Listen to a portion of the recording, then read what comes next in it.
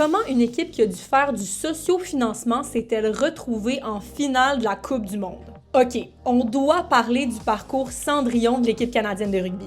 Il faut faire un petit retour en arrière parce que le succès du Canada au rugby, ça sort pas de nulle part. En 2014, les Canadiennes ont goûté à leur première finale en Coupe du Monde. Elles ont remporté l'argent, le meilleur résultat du pays jusqu'à présent. En 2016, l'équipe de rugby à 7 a remporté le bronze aux Jeux olympiques et en 2024, l'argent. Et là, depuis le début de la Coupe du Monde 2025 de rugby à 15, les Canadiennes connaissent un parcours sans faute. Et en demi-finale, elles ont fait ça.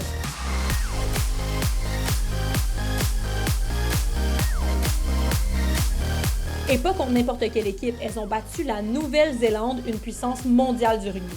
On va pas se le cacher, le Canada n'a pas du tout accès aux mêmes ressources que les autres pays du top 4. Le bassin de joueuses est beaucoup plus petit, le sport est moins populaire et donc elles ont moins d'argent.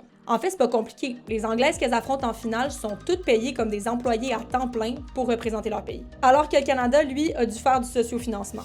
D'ailleurs, je salue le nom de la campagne. Mais comment l'équipe pouvait-elle être si sûre d'aussi bien performer? C'est parce qu'on a Kevin comme entraîneur-chef.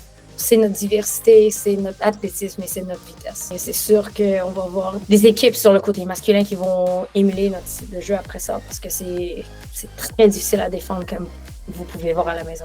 Le style de jeu, mais aussi la résilience des joueuses, parce que selon Jocelyne Barriot, quand tu dois t'exiler pour pratiquer ton sport, quitter ta famille et te contenter du peu qu'on te donne, ça crée une force de caractère qui se transpose sur le terrain et ça donne ça.